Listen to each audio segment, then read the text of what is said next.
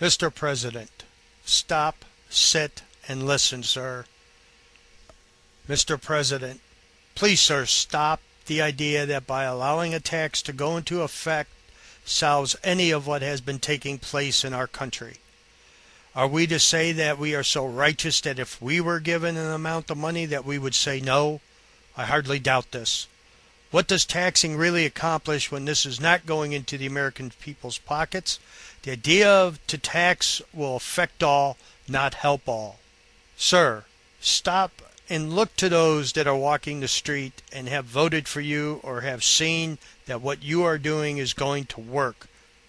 You stated several times that you get it when talking to the American people, and start to look to those of us that were the votes behind you. If you want to hear what is happening to the public, go to the public, not to the few that are brought in by your administration, sir. Sir, please stop. Let bipartisan be part of our fix. You promoted this. I voted for this. I voted for that new day. You stated several times that a way to a healthy democracy is to have disagreement because through this comes the best plan that is available. This can only be accomplished if you and Congress sit together and listen. Stop pointing the finger. Please, sir, remember, this can only be accomplished if you and Congress sit together and listen. How can we have a dialect if all we do is blame and point at the other? We need to point at ourselves, then move forward together. You, Mr. President, have to lead this, not follow. Mr. President, please, sir, listen. Listen to those that you disagree with. Again, to disagree is not unhealthy and in the end may give Americans what we need for balance. You yourself have promoted this. To those that had voted for you, they don't want to see canvassers at their doorstep. The election is over. Take your fight to Congress and the Senate. This is where you need to be. And to Wall Street, it's one thing to scold but not to berate. Do not lower your standards to meet theirs. We understand that what they did was venomous, and we as American people truly do believe that you are sending a message that it is venomous. However, sir, instead of pointing the finger and keeping Wall Street at arm's length, should you not bring them in closer? Understand their points and make yours then clear, very clear, in a direct and pointed message to them in person with no teleprompters. And to Main Street, sir, give to those from walks of life with different and varying issues a chance to truly be heard and listened to.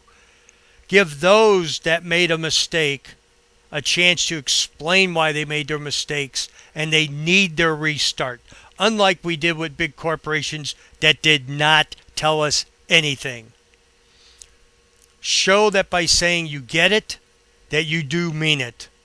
And let us not be heard by those canvassers in the halls of the Senate and the Congress. Let the American people be heard in the Senate and the Congress. And Mr. President, our founding fathers, they really did not expect any emergence of political parties.